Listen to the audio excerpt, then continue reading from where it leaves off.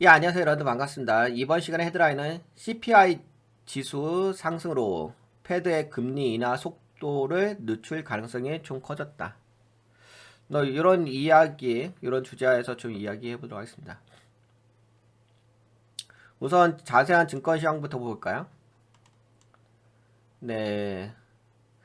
나스닥이 마이너스 0.05, 살짝 많이 빠진 건 아닙니다. 너셀도 마이너스 0.5, S&P 500이 마이너스 0.21, 다우가 마이너스 0.14. 좀 빠지긴 했죠. 근데 이게 보시게 되면 하락률이 크지는 않아요. 뭐 마이너스 0.05니까 많이 빠진 건 아니지.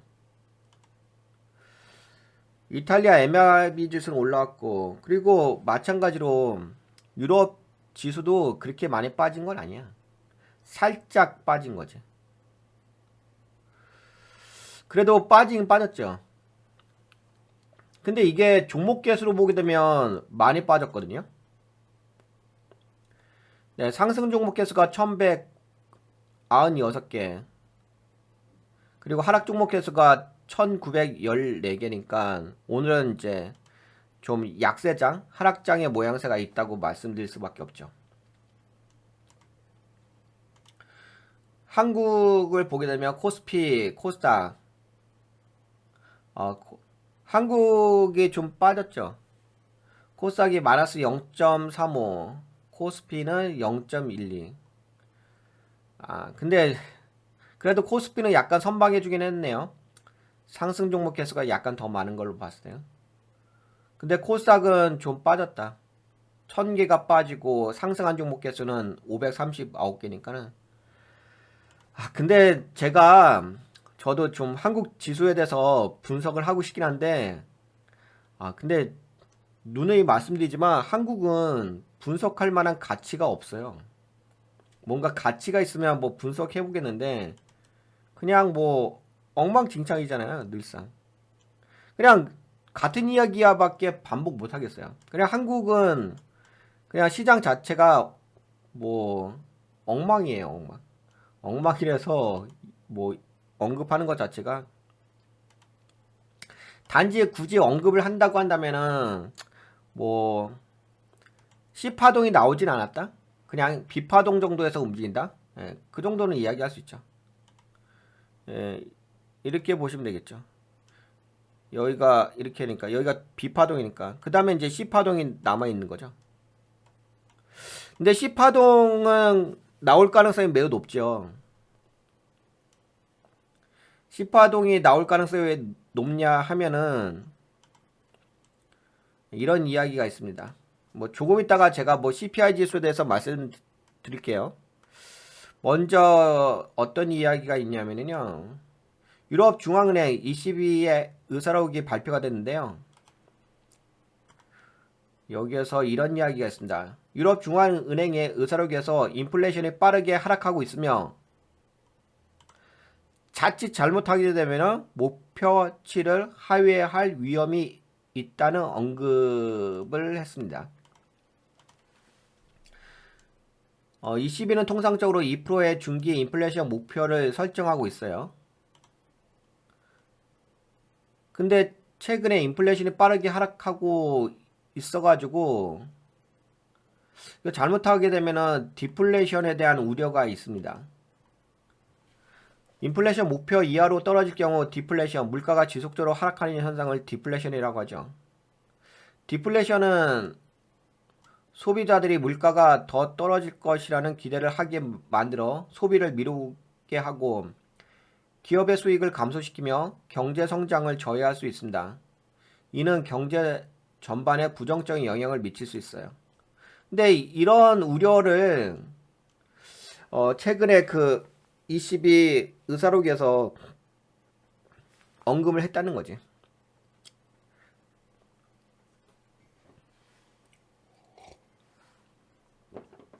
물론 아직까지는 디플레이션은 아니긴 한데 네, 그런 우려도 있다는 얘기예요. ECB의 인플레이션 하락 경고는 가격 안정과 경제 성장을 동시에 고려해야 하는 복잡한 상황을 반영합니다. 인플레이션의 목표를 하회할 위험이 크면 경제 전반에 부정적인 영향을 미칠 수 있으며, 그치. 하여튼간 뭐 디플레이션에 대한 좀 우려를 좀 표명을 하고 있습니다. 유럽에서. 그러니까 요새 그 제가 글로벌 경제 데이터를 보게 되면은 네, 뭐 C파동이 나올 가능성 매우 높죠. 뭐 늘상 말씀드렸지만 현재 그 파동 자체가 여기에 경기 불황으로 들어선 상태니까. 다만 그런 건 있죠. 요새 그 나스닥 자체가 나스닥하고 다우하고 S&P 500하고 너셀 지수가 그렇게 하락을 하고 있진 않죠. 근데 이게 어떤 게 느껴지냐면은 지금 하락을 하고 있진 않아요. 예, 물론 이제 지금은 괜찮죠. 근데 하락할 때는 갑작스럽게 폭락이 나올 수가 있거든요. 보시다시피 뭐 다우도 상승 추세 유지하고 있고 나스닥도 그래도 뭐 전고가를 돌파한 건 아니지만 그래도 어느 정도 뭐 선방하고 있고 S&P 500은 그래도 상승 추세 유지하고 있고 필라델피아 반도체 지수는 뭐 N자형 파동의 상승 삼각형 그렇게 많이 안 빠져요. 그렇죠? 유로존도 한국만 엉망이죠.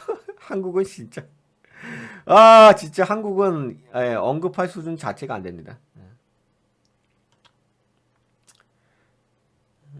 그래서 이게 뭐가 있냐면은 약간 현재 그 나스닥을 보았을 때 그래도 나름대로 안심할 수 있는 상황이긴 해요. 현재 상태가. 뭐 크게 두려움 같은 건 없죠. 예. 하지만 이제 나중에 제가 늘상 말씀드리지만 계단식 하락이 발생하게 되면은 뭐 현재로서는 여기서 움직이지만 갑작스럽게 이렇게 내려갈 수 있는 타이밍이 올 수 있는 거잖아요. 근데 그런 시그널은 제가 경제 지표를 좀 체크해 보면서 느껴지긴 합니다. 아까 뭐 22 의사록에서도 그런 것을 감지하는 뭐 언급을 했잖아요. 그래서 앞으로는 뭐 이런 것을 고려하실 필요는 있어요. 물론 당장은 아니에요. 제가 보기에는 뭐 빠르면 10월, 12월 달? 빠르면 12월 뭐 말일 정도나 그때부터 좀 시작되지 않을까 싶어요. 근데 뭐 아직은 12월 달은 아니니까 그래도 염두에 둘 필요는 있죠. 뭐 그러다 보니까는 뭐 한국의 관점으로 본다면 한국은 당연히 뭐 엉망진창 수준의 나라이기 때문에 당연히 뭐 여기에서 A 파동 나오고 그 다음에 여기서 B 파동 나오고 C 파동은 당연히 나오지 않겠어요?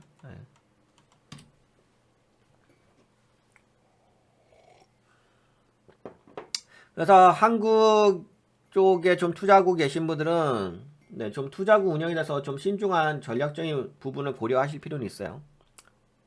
물론 당장은 아니지만 그래도 뭐 투자 자산은 항상 잘 운영하셔야죠. 여러 가지를 다 염두하고서. 우선 그런 거 말씀드리고 그 다음에 이제 소비자 근데 이거 여러분들 제 방송을 매일매일 시청하신 분들은 공감을 하시는 부분이 있을 거예요. 요번에 그 CPI 지수 발표됐잖아요. 제가 여러분들에게 말씀드렸죠. CPI 지수 분명히 올라갈 거라고 이야기했죠. 예. 올라갔잖아요. 근데 이거를 좀 이렇게 보셔야 돼요. 좀 어떻게 보셔야 되냐면은 근데 저뿐만 아니라 뭐 CNBC 애널리스트도 똑같이 표현을 했어요. 여기 있죠. 목요일 주식시장 9월 소비자 물가지수 CPI 보고서에 따른 인플레이션 우려로 인해 주가가 좀 약간 하락했다는 거죠. S&P 500과 다우존스 각각 0.21나 0.14 많이 빠진 건 아닌데 그래도 약간 하락했지. 근데 이거는 그냥 지수가 약간 하락했다는 게 중요한 게 아니라 종목 개수가 많이 하락했잖아. 거의 2,000개 종목이 하락했으니까 하락이지. 특히 인플레이션이 예상보다 높은 수준을 유지하면서 투자자들은 주식 매도에 나섰습니다. 9월 CPI는 월간 0.2% 상승하며 연간 인플레이션은 2.4% 상승했다는 거죠. 이는 다우존스의 그러니까 컨센서스 예측을 초과한 수치입니다. 이로 인해서 연방준비제도 패드가 금리 인하를 미루거나 속도를 늦출 가능성이 커졌습니다. 애틀란타 연방준비은행 총재 나파엘 보스틱은 11월 회의에서 금리 인하 대신 금리를 유지할 수 있다는 의견을 밝혔으며 이는 시장의 금리 인하 기대에 영향을 주었습니다. 그 다음에 뭐 AMD 신제품 발표했는데 그거 조금 이따 이야기할게요. 그러니까 여기서도 나오잖아요. 인플레이션이 이게 컨센서스보다 높게 나왔잖아요.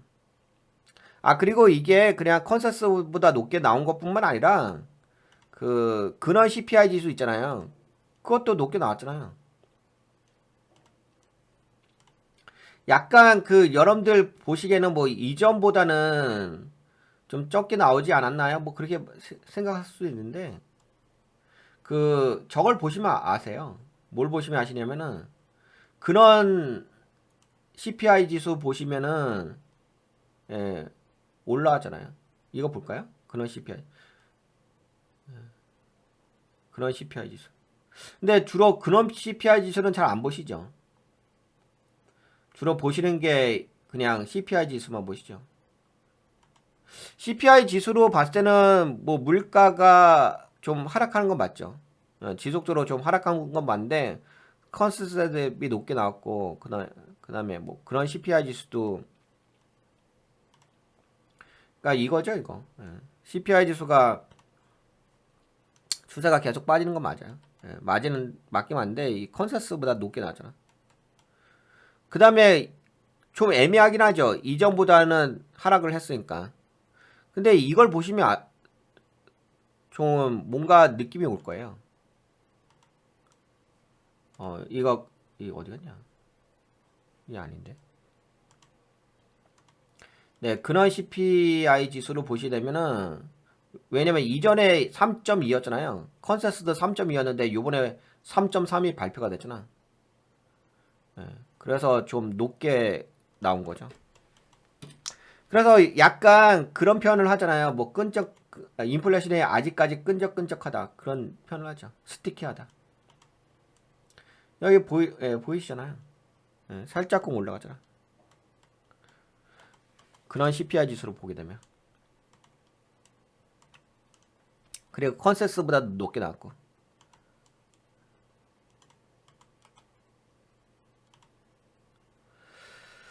따라라라.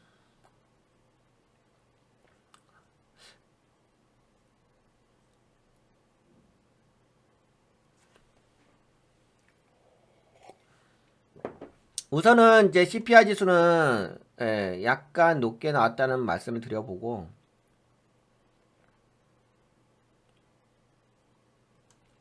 그 다음 이제 실업수당 청구 건수가 발표가 됐죠. 근데 이것도 높게 나왔죠. 실업수당 청구 건수가. 근데 이것도 좀 안 좋게 나왔어. 그치? 여기 보시다시피 팡 치면서 올라왔지. 엄청 올라왔지.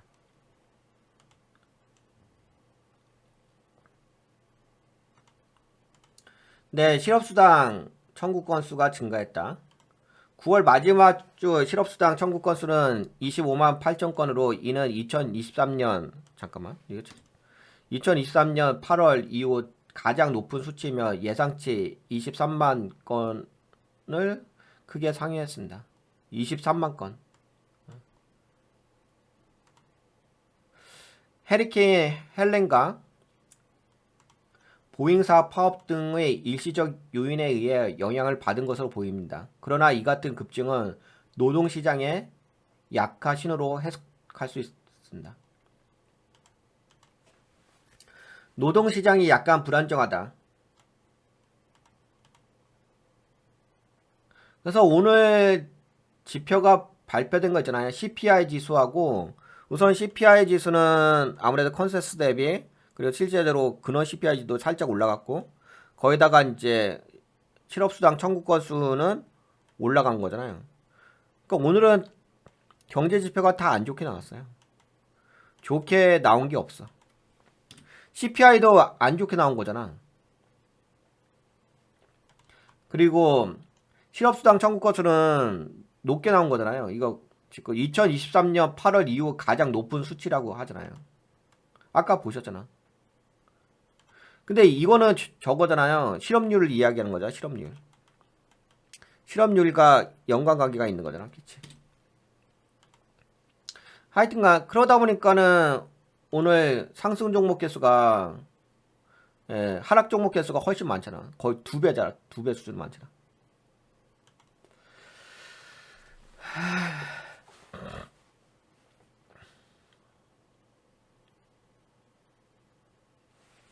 물론 뭐 그렇다고 해가지고 많이 하락한 건 아니에요. 지수가. 근데 여러분들 그거 아세요?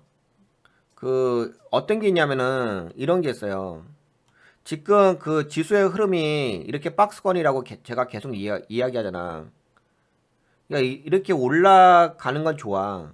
올라가는 건 좋은데 이렇게 올라갔다가 항상 이 정상에서는 빠질 적에 툭 떨어진다. 뭔 말인지 아시겠죠? 그냥 이 정상에서 하락할 때 이렇게 천천히 빠지진 않아. 네, 그래서 리스크 매니지먼트가 필요하다는 거를 말씀드려볼게요. 왜냐면은 지금도 그래. 이게 지금 돈의 흐름을 보시게 되면은 오늘 그 달러가 살짝 올라갔다 빠졌죠. 윗꼬리 주면서. 주식 시장도 빠졌죠. 채권 쪽도 빠졌죠. 금 쪽이 올라갔죠. 그러니까 안전자산 쪽이 올라온 거잖아. 약간 관망세로.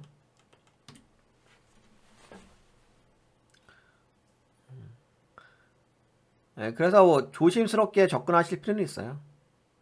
현재 시장에 대해서. 제가 요새 계속 같은 이야기 반복하잖아. 달러도 올라가고, 그 다음에 오늘은 달러 올라갔다가 빠졌잖아요. 종가 기준으로. 그러다가 금 가격이 올라갔잖아. 금 가격이 왜 올라갔어요? 여기는 저거잖아. 여기는 안전 자산이잖아요. 단지 달러냐 금이냐 차이인 거지. 그러니까 투자 자산이냐 현금성 자산이냐 그 차이인 것뿐인 거지. 어차피 안전 자산이라고. 요새 계속 안전 자산이 부각이 돼요.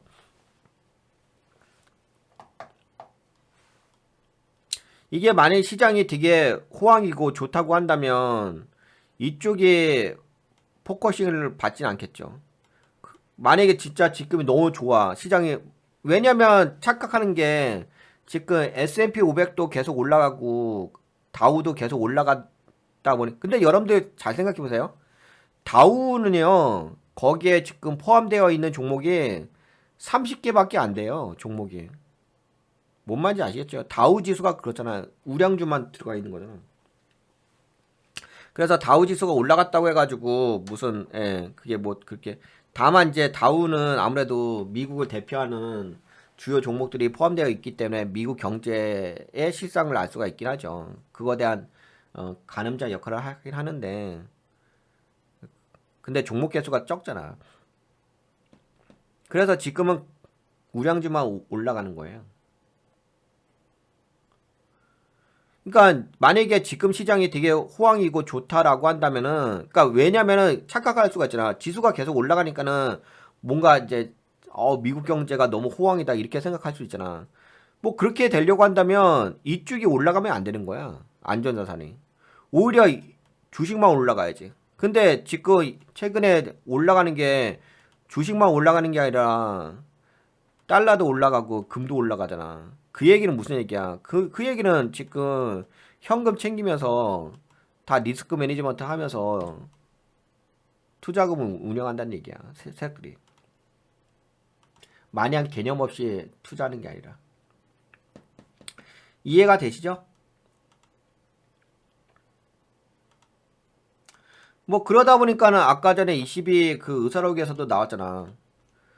잘못하면 디플레이션으로 빠질 수도 있다는 경고 신호를 줬잖아요. 유럽 시장도 한번 볼까요? 목요일 유럽 시장은 예상보다 높은 미국의 인플레이션 데이터 발표에 영향을 받아 하락세로 마감했다. 근데 뭐 많이 빠진 건 아닌데 그래도 빠졌어요. 0.18 스톡스가. 그러니까 이제 오늘 그 CPI 지수에 대해서 어 시장에서는 안 좋게 반응을 하는 거지. 아, 그리고 이런 소식도 있습니다. 뭐 최근에 그 독일의 지수가 계속 올라가긴 하죠. 그래서 독일의 어떤 미래 가치는 좋긴 한데요. 뭐 그럼에도 불구하고 어 늘상 좋은 건 아닐 거 아니야. 지금 그나마 아직까지는 뭐 폭락장이 안 나오고 그런 거니까는 그나마 올라가는 거는 있긴 하는데 그래도 독일 정부는 어떤 생각을 갖고 있냐면 독일 정부는 20년 만에 처음으로 2년간의 경기 침체를 예측하면서 경제적 어려움을 인정했습니다. 이는 독일 경제가 현재 어려움을 겪고 있으며 향후 몇 년간 성장 전망이 낮아질 것임을 시사했습니다. 독일은 앞으로 2년 동안의 경기 침체가 예상된다고 지금 보고 있는 거예요. 하여튼간 유럽은 앞으로 경기 침체에 대해서 좀 고려를 하면서 그렇잖아요. 생각을 하고서 뭔가를 경영을 하고 국가를 운영하는 거고 생각이 없이 그냥 앞으로 좋아질 거야 그렇게 개념 없이 투자하는 건 다르잖아. 앞으로 경기 침체가 올 거라고 인정하고서 내가 투자금 운영하는 거고 무조건 세상이 좋을 거야. 그렇게 개념 없이 투자하다가 나중에 위험에 처해지면은 본인만 손해잖아. 그러니까 현실 인식을 제대로 하고 있다는 거죠. 유럽은 개념 없이 투자하지 않고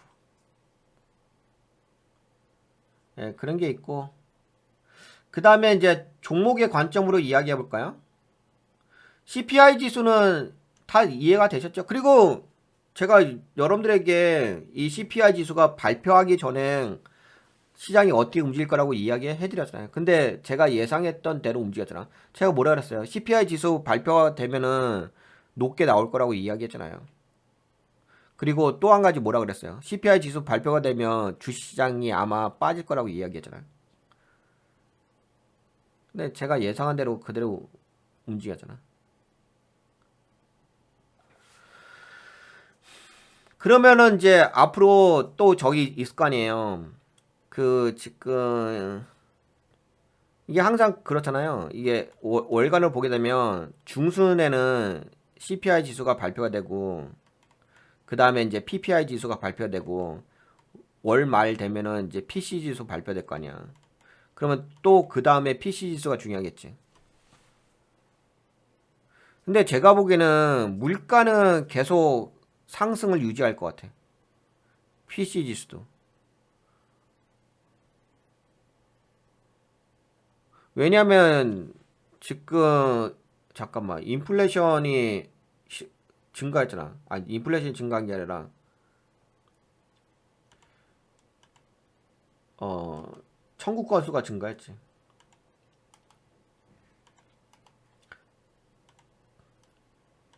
실업수당 청구 건수.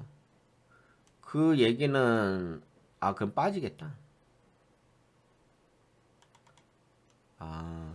이 실업률이 증가하게 되면 물가가 빠지는 거니까 그러면 좀 애매하긴 하겠다. PC 지수가.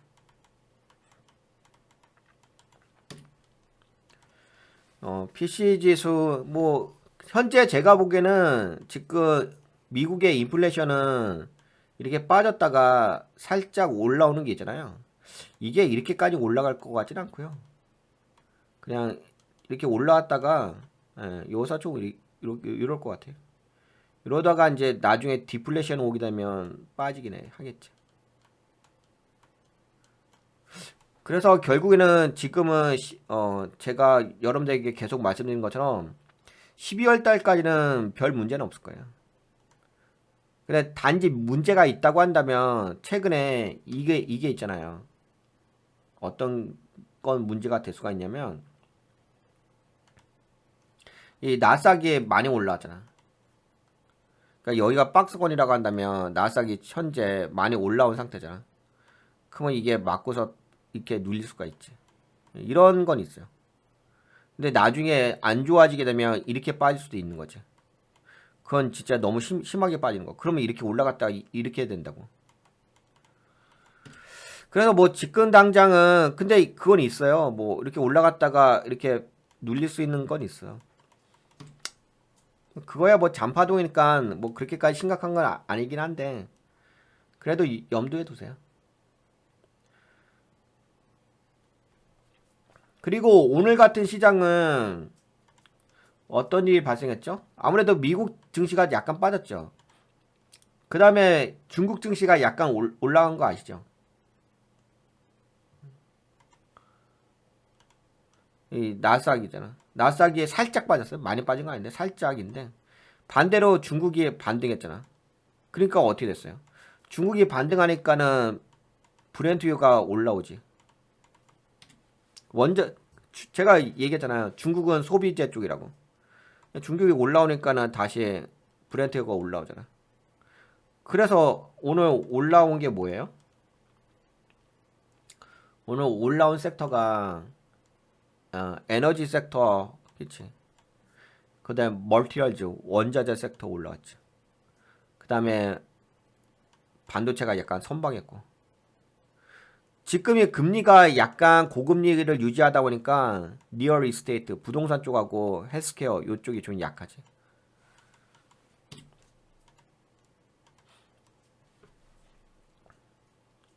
채권금리 지금 많이 올라왔어요. 10년물 채권금리가 4.11%까지 올라왔거든요. 지금 2년물이 빠지고 있거든요. 그러면 빠지겠다. 지금 윗꼬리 줬죠. 역십자 캔들 났네. 뭐 매도세가 있다는 얘기니까 약간 조정 주긴 하겠네. 그쵸? 지금 채권 가격에 캔들이 뭐가 나왔냐? 망치형 캔들 나왔잖아요. 드래곤 플라이형. 그러면 채권 가격 올라가니까 채권 금리 빠지겠다. 그쵸? 채권 금리가 빠진다는 얘기는 채권 쪽으로 돈이 쏠린다는 얘기죠.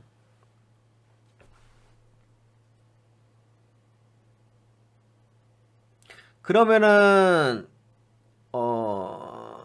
투자 자산 쪽으로 운영이 되겠네.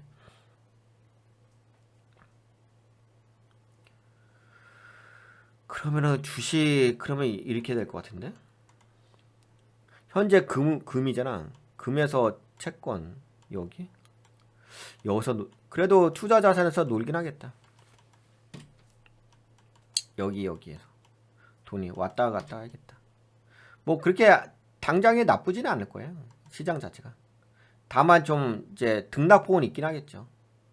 뭐 지금은 이렇잖아요. 예를 들어서 뭐 미국 증시가 올라가게 되면 뭐 반도체가 좀 올라가고 만약에 중국 증시가 올라가게 되면 원자재 쪽이 올라가고 그런 거잖아요. 소비 섹터 올라가고 계속 주거니 받거니 하는 거죠. 뭐.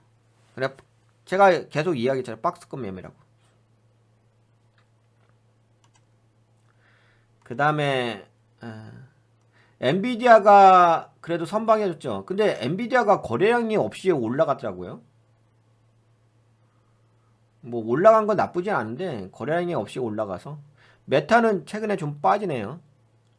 애플 근데 이게 뭐 그렇게까지 막 올라가는 게 아니에요.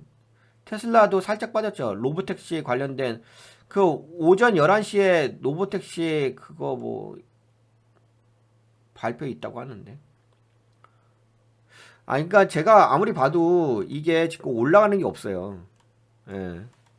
그나마 메타 쪽에 신고가 주면서 올라왔었는데 지금 조정받잖아. 엔비디아도 전고가 돌파한 건 아니잖아. 물론 엔비디아가 선방하긴 하죠. 그리고 나머지 뭐 마이크로소프트라든지 다른 기업들 보게 되면 다 저거예요. 박스권 외에는 없어요.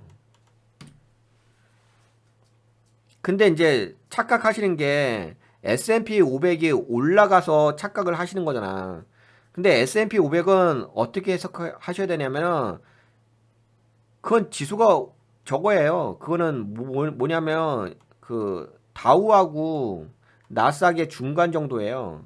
다우가 올라가니까는 나스닥은 그렇게 올라가지 않잖아요. 그러니까 중간이니까 어느 정도 올라가 보이는 그래서 지금 시장을 올바르게 해석 못하면 본인만 뭐 잘못 투자하는 거지. 네, 여하튼 간에 올바르게 해석하세요. 지금 되게 해석하는 게 어려워요. 왜냐면 자꾸만 해석하는 게 왜 어렵냐면은 이것만 보시면 어렵지. 이 지수만 보시면 잘못 해석하죠. 지금은 돈의 흐름을 해석하셔야 돼요. 지수를 해석하는 게 아니라. 그냥 단순하게 뭐 지수가 올라갔어요, 떨어졌어요. 이렇게 보시면은 본인만 여기 써 있네. 스티키 인플레이션이라고. 본인만 손해야. 약간 왜 그러냐면은 시장 자체가 상승장이 아니잖아. 상승장이면 생각이 없이 투자해도 돼요. 왜? 어차피 지수가 올라가는데 뭐 생각을 할 필요가 뭐가 있겠어. 어차피 올라갈 건데. 어차피 올라갔다 조정줘도 상승장은 계속 올라갈 건데 생각이 뭐가 필요 있겠어. 근데 박스권 장세는 생각이 필요해요. 왜냐면 어느 시점에 빠질 수가 있으니까. 그러면 이제 본인만 당해. 빠질 때는 빨리 빠져요. 신호를 주진 않아요. 일반 개인 투자자들에게. 네, 여하튼 간에 그런 게 있고 그 다음에 좀 더 이어갑시다.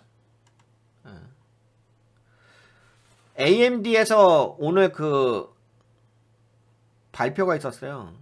인공지능 새로운 칩에 대해서 발표가 있었는데 엔비디아와 차세대 경쟁할 수 있는 칩에 대해서.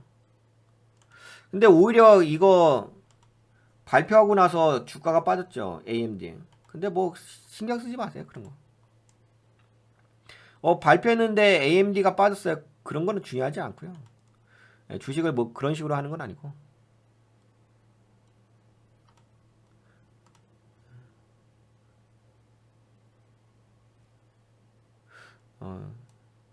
이거 재무나 보세요. 재무. 재무 보면서 하는 거지. 뭐 요 그 AMD에서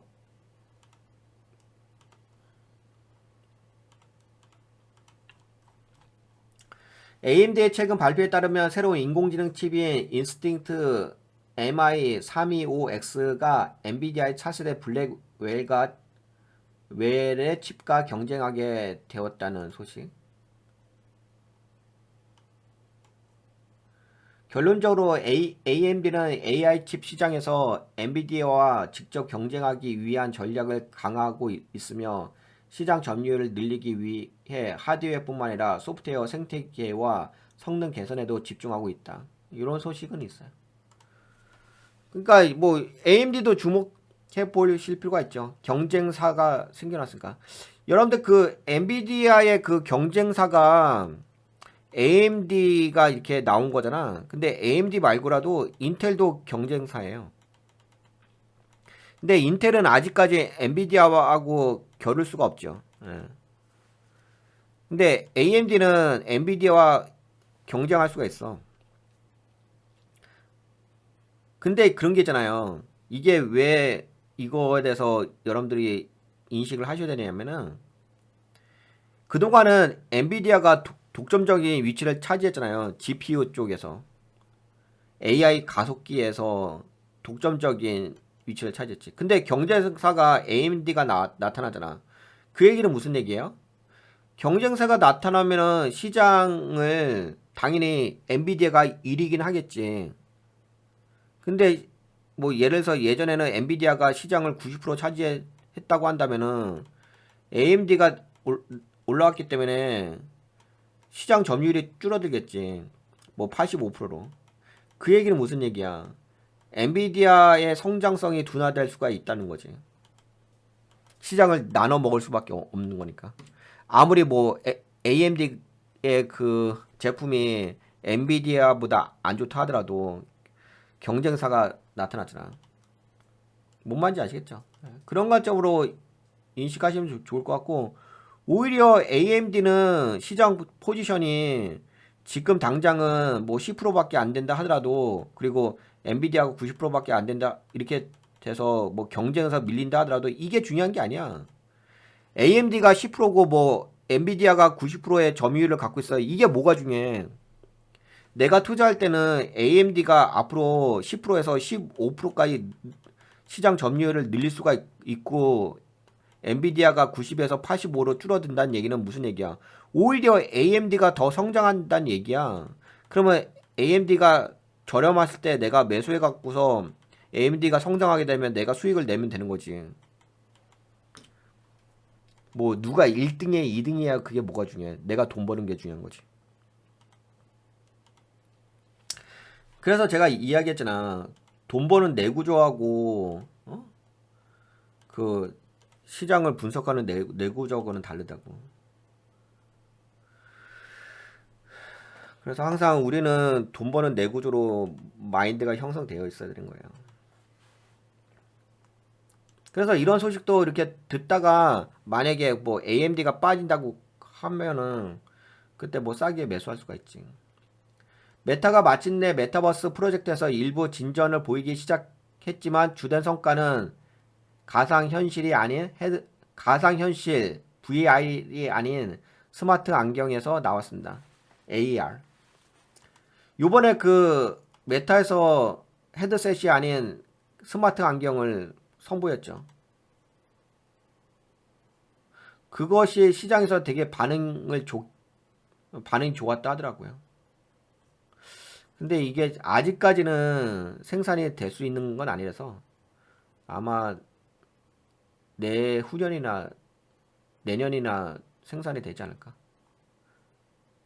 지금 그 가상현실 쪽은 어떻게 되어 있냐면은 가상현실은 AR 증강현실 그 다음에 VR 가상현실 그 다음에 XR 뭐 혼합현실인가 이렇게 됐어요. 근데 헤드셋은 VR이에요. 증강현실. 근데 헤드셋은 어디서 하고 있냐면 애플에서 하고 있죠. 근데 헤드셋은 뭐 여러 가지 문제가 있죠. 무겁기도 하고 실용성도 좀 떨어지고 그냥 게임 위주로 하는 거고 흥미 위주로. 근데 메타에서 AR 스마트 안경을 한 거죠. 이건 증강현실이니까. 이게 좀 더 현실적이고 일반 안경 같은 레이반 같은 선글라스 같은 수준이니까 이게 더 좋다고 보고 있는 거죠. 그래서 지금 이 XR 쪽으로 가는 데 있어서 그동안은 VR에서 XR로 가려고 했잖아. 근데 제가 보기에는 현실적으로는 AR이 먼저 증강현실인가요? 여기서부터 더 인공지능을 가미해가지고 여기서 발전할 수 있을 것 같아. 그렇게 된다면 뭐 메타가 나중에 이 시장을 잘 확보를 한다면은 메타가 성장할 수 있는 디딤돌 토대가 되긴 하겠죠. 레이반 메타 스마트 안경은 AI 음성 비서 기능과 향상된 카메라 및 배터리 성능 덕분에 예상보다 빠르게 소비자 시장에서 인기를 끌었으며 메타는 이 제품의 성공을 바탕으로 AR, VR 하드웨어 시장에서 더 큰 성과를 기대하고 있습니다. 이제 이런 거를 백그라운드로 알고 계시면은요, 나중에 이제 뭐 주가가 폭락했을 때 그때 이제 저렴하게 사면 좋지.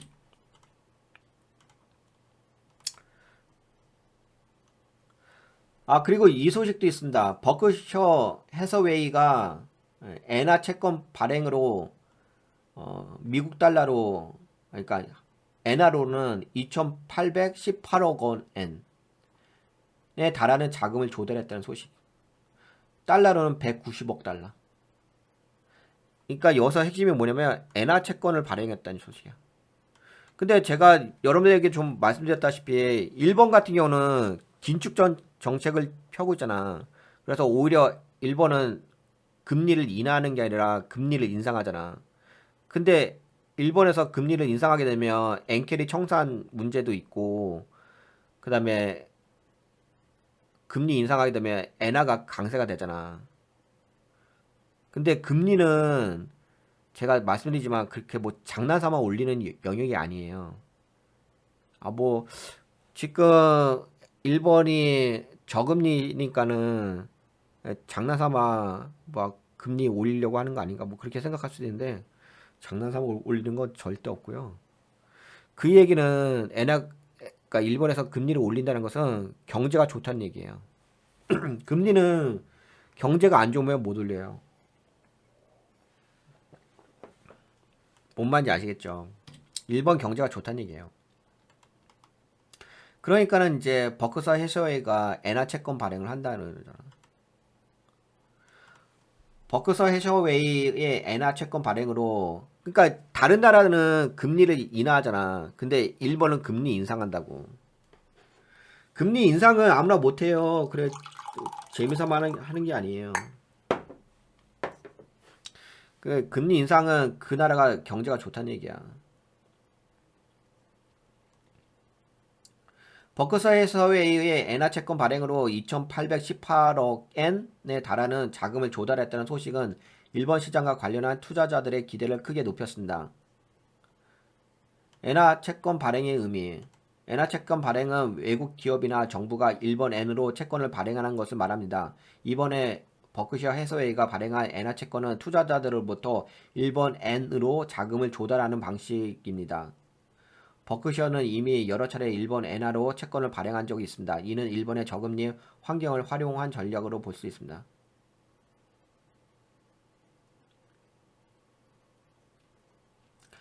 일본 경제 및 투자 기대 상승.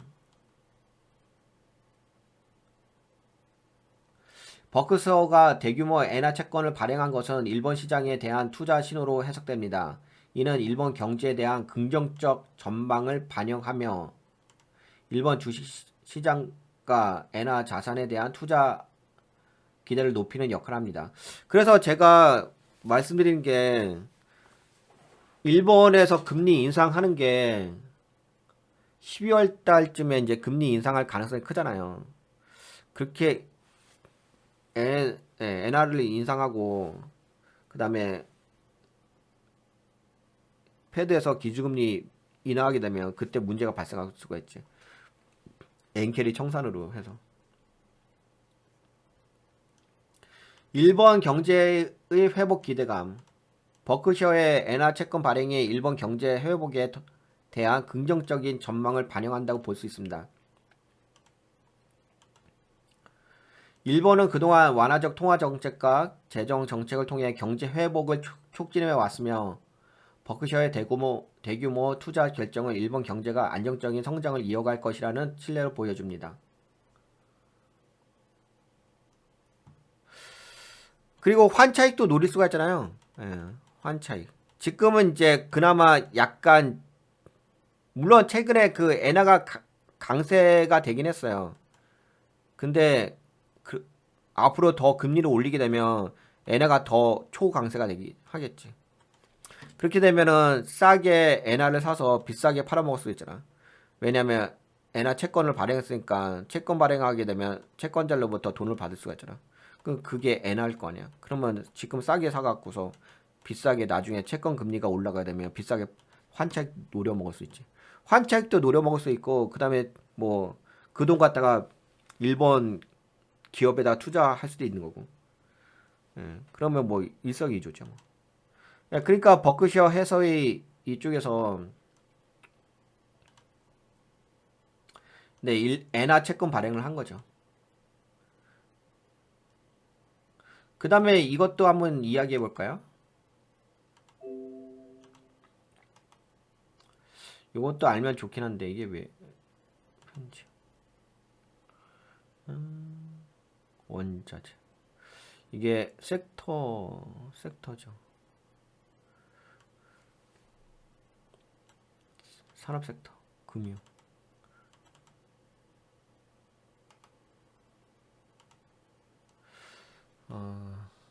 이 여러분들 그 최근에 금리 인하를 하고 있잖아요. 연준에서. 그래서 0.5% 포인트 인하했죠.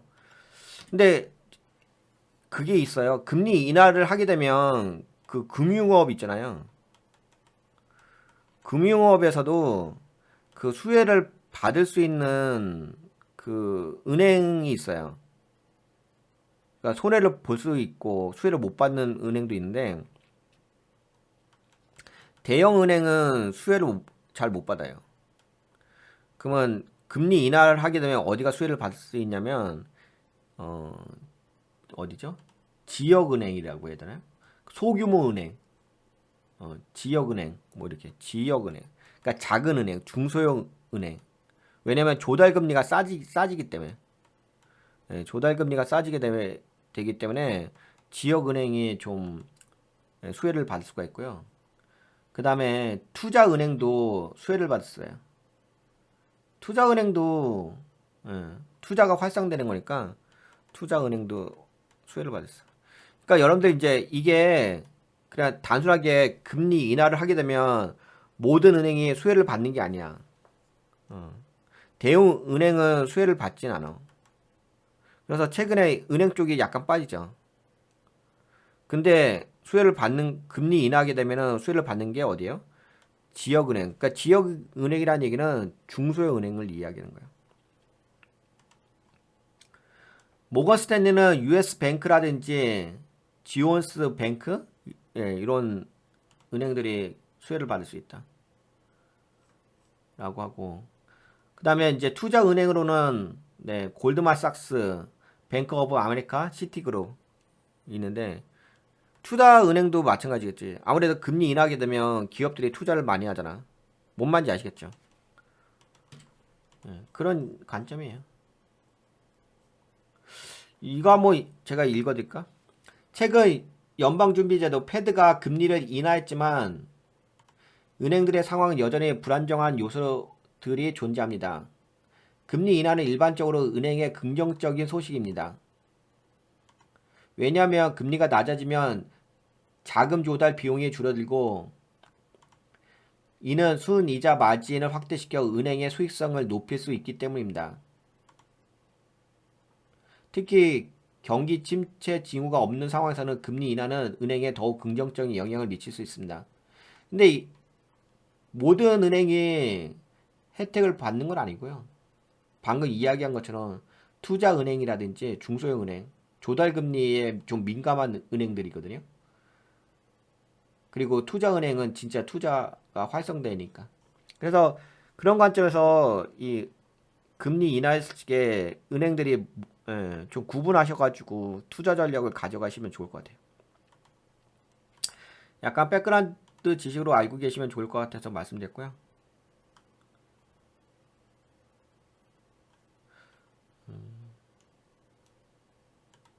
뭐 CPI 지수에 대해서는 말씀드렸죠. 이거 이야기됐고. 그러면 뭐 오늘 여러분들에게 이야기해드릴 건 다 이야기해드린 것 같아요. 시장 상황을 좀 살짝만 본다고 한다면, 그러니까 예를 들어서 이런 거잖아요. 그럼 뭐 여러분들의 그 재무제표가 제가 늘상 말씀드리지만 이런 거 있잖아요. 그 이런 이야기들 여러분들 이제 어떤 이야기를 이야기하냐면은 뭐 예를 들어서 가치 평가를 할 적에 이제 제 방송이 돈가치 TV는 저거잖아. 가치 방송이잖아. 그 가치 평가를 하실 때 어떻게 하시는 거냐면은 개인 투자자분들이 가치 평가가 익숙하지 않으시잖아요. 주로 이제 기사 매매이신데 뭐 예를 들어서 뭐 AMD가 오늘 인공지능 칩에 대한 이제 발표를 했잖아. 새로운 제품에 대해서. 아, 그러면 이거가 새로운 칩을 발표했는데 시장에서 안 좋게 주가가 이렇게 하락했잖아. AMD가 오늘 주가가 하락했죠. 오히려 이제 새로운 인공지능 칩을 발표했음에도 불구하고 뭐 시장의 기대치와 다르게. 그러면 이제 사람들은 어떻게 생각하냐면 그게 나쁘다고 생각한다. 주가가 하락했으니까. 발표를 했는데 AMD에서 신제품을 발표했는데 주가가 하락했어. 그러면은 그 제품이 안 좋다고 생각한다고. 근데 그렇진 않아요. 그렇게 해서 주식을 하는 건 아니고요. 그렇게 무슨 소식이 나왔기 때문에 올라갔어요, 떨어졌어요. 그렇게 하는 게 아니라 그게 나중에 재무로 돈을 벌게 될지 안 될지 그걸 판단하시는 거예요. 그러니까 가치를 미리 이렇게 기억을 해두시면 좋아요. 그러면 나중에 주가가 하락을 했을 때 싸게 살 수가 있잖아. 그리고 또 한 가지는 뭐냐면 또 한 가지는 재무제표겠죠. 근데 재무제표는 뭐 이야기하지 맙시다. 하여튼 어, 네, 하여튼 뭐 가치 판단 잘 해보세요. 왜냐면 가치 판단을 그러니까 이런 것들이 어, 돈으로 이어지는 거 그 타이밍을 보세요. 돈으로 이어지는 타이밍. 그러니까 지금 뭐 로보택시에 대해서 오늘 이제 로보택시에 대해서 예를 들어서 아니면 메타에서 그 스마트 안경에 대해서 이런 거 하잖아요. 이게 당장에 반영이 되는 게 아니라 나중에 제품이 만들어지게 되면 그때 반영이 되는 거거든요. 그래서 그냥 이벤트 관점으로 보지 마시라는 얘기죠. 이벤트 관점으로 보지 마시고 이런 제품들이 나중에 만들어질 거예요. 만들어지게 되면은 그때 그 재무에 반영될 때 그때 보시면 좋지. 근데 그게 언제냐면은 그게 당장에 반영이 되는 게 아니라 예를 들면은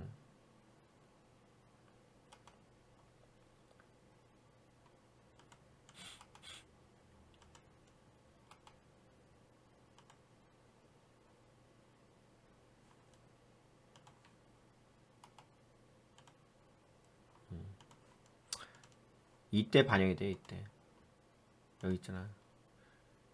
이때 반영이 돼. 이때 이때쯤.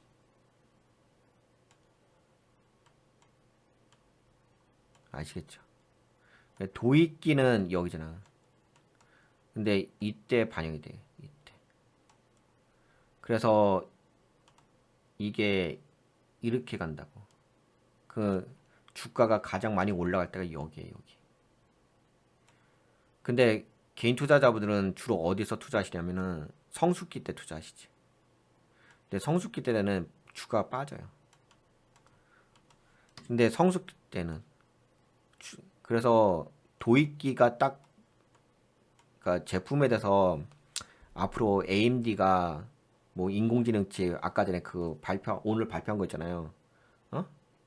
그게 지금 당장은 안 움직인다고. 근데 그게 생산이 돼가지고 판매가 될 거 아니야. 그 도입기가 될 거 아니야. 그러면 그게 이 구간이 있어요. 여기가 가장 막 주가가 많이 올라가요. 성장기가 가장 많이 주가가 올라가. 여기가 피크죠. 여기가 피크일 거예요. 그리고 여기부터는 주가가 떨어지는 타이밍이에요. 성숙기. 근데 개인 투자자분들은 어디서 들어와요? 성숙기에 들어오죠. 주가가 빠지는 타이밍. 특히 여기서 들어오죠. 여기서. 그러니까 이때는 여러분들이 그 재무제표를 보는 타이밍이야. 그리고 막 기사가 올라오고. 근데 여기에 여기. 그래서 무슨 얘기를 해드리려고 하냐면은 이게 이게 오늘 뭐 AMD가 이 새로운 제품을 발표했는데 주가가 빠졌어. 그게 나쁘다는 게 아니야. 그거는 어차피 제품 만들게 되더라고요. 된다고요. 그러면 제품을 만들게 되면은 그게 실적에 반영이 된다고. 그러면 이제 도입기 이때쯤 사면은 엄청나게 돈을 버는 거지. 뭔 말인지 아시죠? 가치 판단을 그렇게 하시는 거예요. 그냥 뭐 여기에 있는 거. 그래서 제가 이거를 알려드린 거야.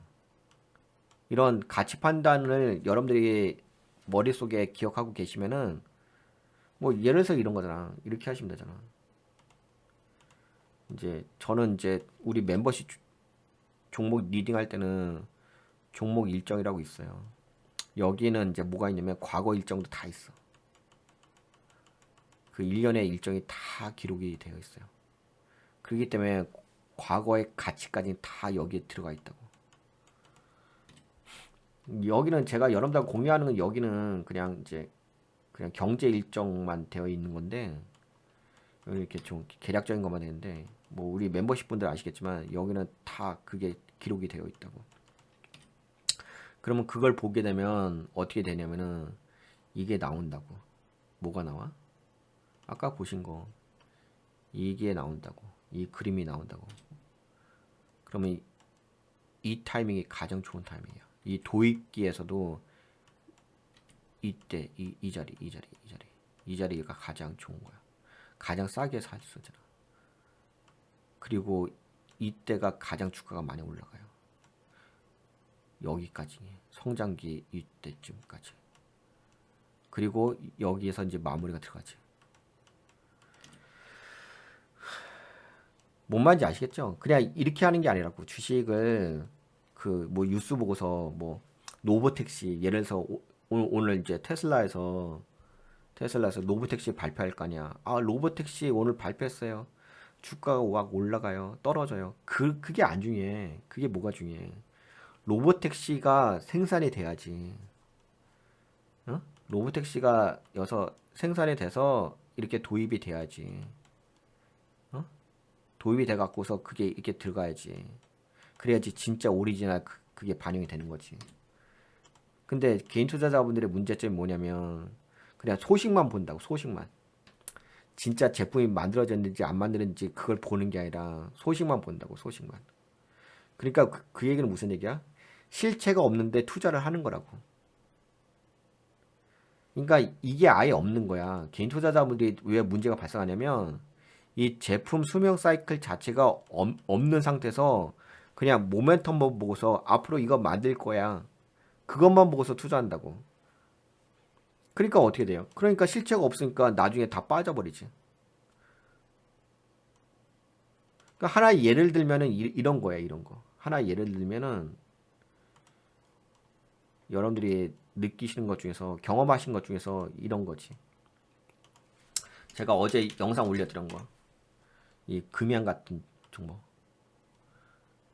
이거는 그냥 모멘텀으로 올라간 거잖아. 실체가 없으니까 이렇게 내려 꽂아버리는 거잖아. 실체가 없으니까 이렇게 내려 꽂아버리는 거잖아. 그러면 어떻게 되겠어요? 그러면 뭐 당하는 거지 뭐. 어떻게 되긴. 이것도 마찬가지야. 이것도 하나 이야기해 드릴게요. 제가 그 영상 올려드렸잖아. SK하이닉스도. 여기 봐보세요.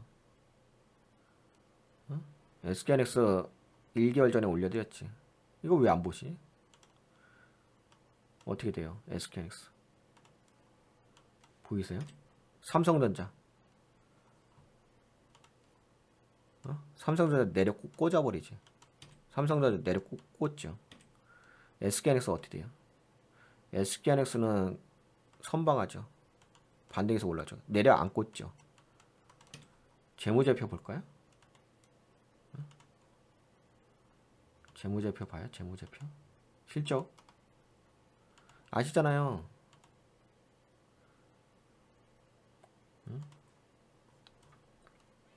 보이세요?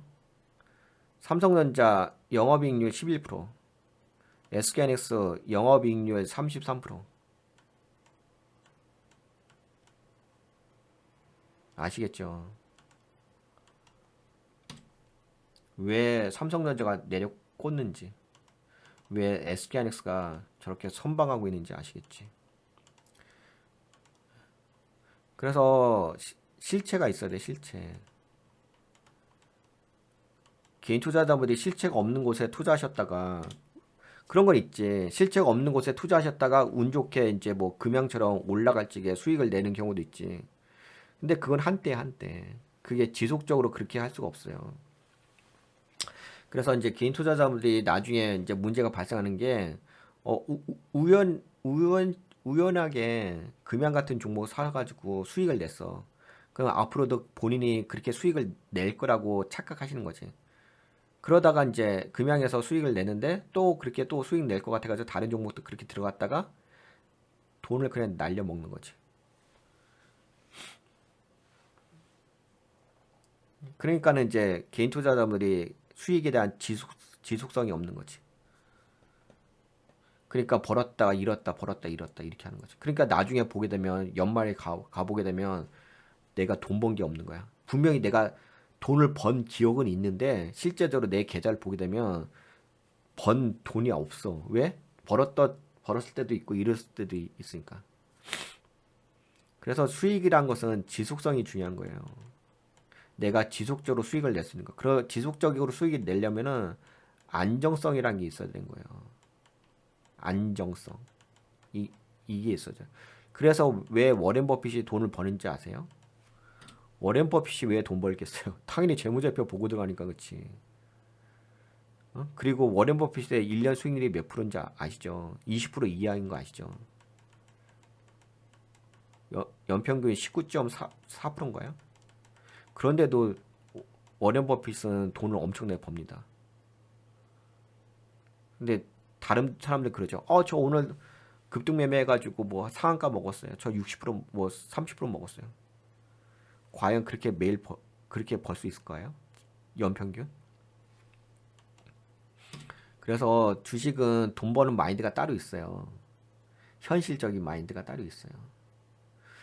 여하튼 간에 그런 거 고려하셔갖고서 그냥 이런 식으로 하지 마시고 이벤트로 접근하지 마시고 실질적인 거로 접근하세요. 재무 다 보시고 제품 나오는 거 다 보시고 다 이런 거 다 계산하시고. 근데 하나 팁 알려드릴까요? 마지막으로 팁 하나 알려드린다면 그 개인 투자자분들이 왜 성숙기에 들어간지 아세요? 성숙기에 들어갈 때가 저거야. TV에서 그 광고가 나온다. 응? 광고가 나와. 그러니까 A라는 회사가 있잖아. A라는 회사. A라는 회사의 제품에 대해서 막 TV에서 광고가 나와. 그러면은 되게 유명해지잖아. 근데 그게 마케팅 관리상 그게 뭐냐면은 뭐라고 하지? 출구 전략이라고 해요. 출구 전략. 오히려 회사는 그 제품을에서 빠져나갈 때 출구 전략으로 해가지고 TV 광고를 때려. 다시 한번 얘기해 드릴게요. 광고가 나오잖아. TV에서 어떤 A라는 제품에 대해서 어떤 A라는 회사의 제품에 대해서 광고가 나오지. 그러면은 광고가 나오면 저 회사 돈을 많이 벌고 있나 보다 그렇게 생각하잖아. 그쵸? 근데 그게 아니라고. 그 광고가 나오는 것은 출구 전략이라고. 출구 전략. 오히려 그 제품에서 빠져나올 때 광고를 때리는 거라고요. 광고 때릴 때. 출구 전략, 출구 전략. 근데 사람들은 오히려 TV에서 광고 나왔을 적에 그 제품을 생산한 기업에 투자하잖아. 근데 그게 아니라고. 마케팅에서는 출구 전략으로 해가지고 광고를 때리는 거라고요. 뭔 말인지 아시겠죠? 그러니까 TV 보고서 누군가가 이야기한 거서 투자하게 되면 그건 이미 고점에서 사시는 거예요. 고점에서. 광고 보시고 사는 거. TV 광고 보시고 사시는 거 고점에서 사시는 거라고. 뭔 말인지 아시겠죠?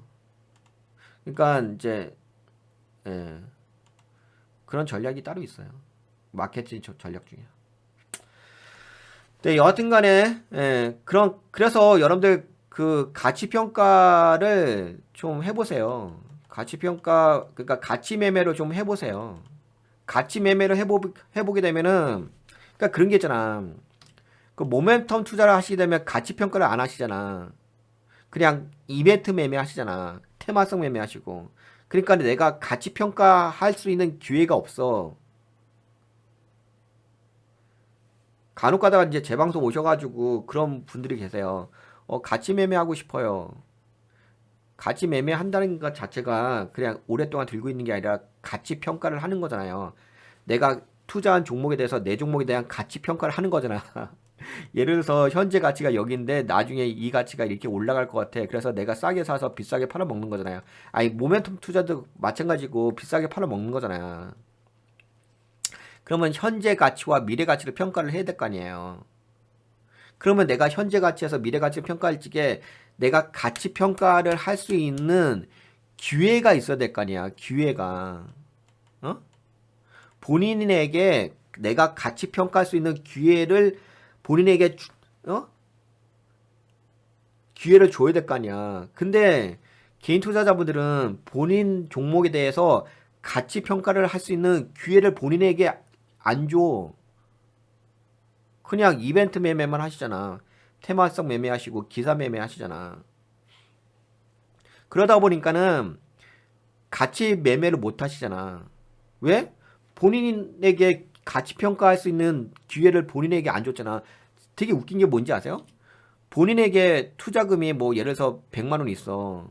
그럼 내가 이 100만 원 갖다가 투자를 하는데 그럼 그 A 종목에 대해서 내가 가치 평가를 해야 되잖아. 근데 가치 평가를 하지 않고 본인한테 돈이 있음에도 불구하고 그거 갖다가 무슨 매매 하냐면 그냥 이벤트 매매 하시는 거야. 기사 매매 하시고. 그러니까 한 번도 가치 평가를 해본 적이 없으신 거야. 한 번도 가치 평가를 해보신 적이 없으시니까는 당연히 가치 매매를 할 수가 없죠. 그냥 모멘텀 매매밖에 할 수밖에 없죠. 본인이 경험한 게 그거밖에 없으니까. 그러니까는 본인에게 가치 평가를 할 수 있는 능력을 키워야 될 거 아니야. 그 내가 가치 평가를 할 수 있는 능력을 키우려고 한다면 내가 가치 매매를 해 봐야 될 거 아니야. 그래야지 내가 가치 평가를 할 수 있는 능력이 쌓이는 거지.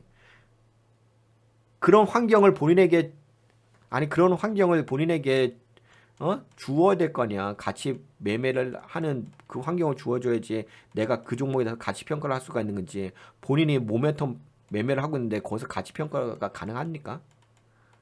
가능하지 않지. 그러다 보니까 개인 투자자분들이 같은 정보를 보고서도 다르게 해석하잖아.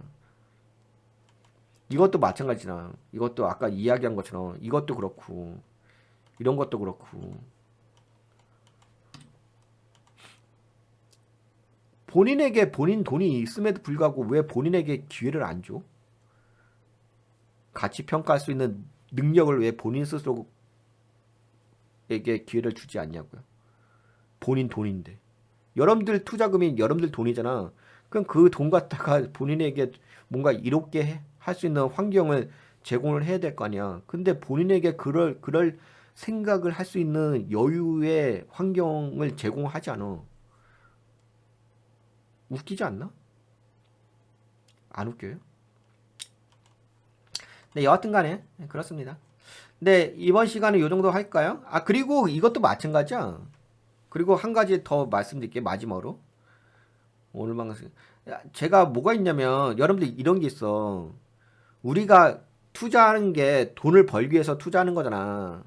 그치? 그렇잖아. 내가 돈을 벌기 위해서 투자하는 거지. 뭐, 인플레이션, 뭐, CPI가 어땠어요? 뭐, PC 지수가 어땠어? 이걸 우리가 논의하려고, 이거 갖다 토론하려고 투자하는 거 아닐 거 아니야. 그쵸? 그러면, 이런 것들을 통해 가지고 돈이 어떻게 움직이는지, 돈이 어디서 어떻게 흐름이 어떻게 움직이고 세력들이 어떻게 운영하는지 그거를 파악하는 게 더 중요한 거잖아. 뭐 CPI 지수가 어땠어요? 뭐 CPI 지수가 오늘 올라갔어요. 뭐 채권금리가 올라갔어요. 이게 중요한 게 아니라 그런 것들은 하나의 현상에 불과한 것뿐인 거고 PC 지수가 뭐 올라갔어요, 떨어졌어요. 뭐 그다음에 고용 보고서가 어땠어요. 그런 건 하나의 현상에 불과한 것뿐인 거고 그 현상을 보고서 돈이 지금 어떻게 운영되고 있고 어떻게 흘러가고 있는지 그걸 파악해 가지고 그럼 나는 앞으로 투자를 어떻게 할 것인지에 대한 전략을 뽑아내는 거잖아요. 그게 핵심인 거지. 근데 단순하게 뭐 CPI 지수가 올라갔어요. PC 지수가 올라갔어요. 뭐 미국 증시가 빠졌어요. 올라갔어요. 그거 백날 이야기해서 뭐해. 그러면은 여러분들은 뭘 하셔야 되냐면은 이런 것을 보시고서 돈의 흐름이 어떻게 움직이는지 그것까지 뽑아내셔야 되는 거야. 그게 목적인 거야. 이 CPI 지수가 목적이 아니고 이것은 하나의 그 분석 데이터의 하나인 거고 오늘 돈이 시장에서 어떻게 움직였는지 돈의 흐름을 분석하는 거. 그러니까 예를 들어서 이런 도구가 있으셔야 되는 거지. 어? 여러분들한테 제가 매일 보여드린 이런 도구, 이런 맵이 있어야 될 거 아니야. 이런 도구가 있어야지 지금 돈이 어떻게 움직였는지 내가 파악할 수 있지. 내가 돈이 어떻게 움직였는지 파악할 수 있는 도구가 없는데 그렇잖아. 내가 무슨 집을 짓던지 뭐 할 때 내가 망치라도 있어야 되고 톱이라도 있어야 될 거 아니에요. 도구가 있어야지. 도구가 있어야지 집을 짓던지 말던지 할 거 아니야. 제품 만들 때도 뭔가 기계가 있어야 될 거 아니야. 똑같은 거예요. 내가 뭔가 판단을 하려고 한다면은 돈의 흐름을 판단을 하려고 하면 도구가 있어야 되는 거야. 도구가 없이 사람은 도구를 사용할 줄 아는 거잖아요. 근데 도구 없이 그냥 내 생각이 이래.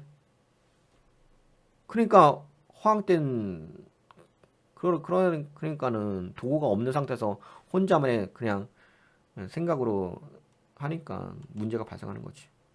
도구를 만드세요, 도구를. 돈의 흐름이 어떻게 움직이는지. 그렇잖아. CPI 지수를 봤으면 그 CPI 지수를 통해 가지고 앞으로 돈이 어떻게 흘러갈 것인지 그걸 파악해야지. 그래서 하여튼간 그렇습니다.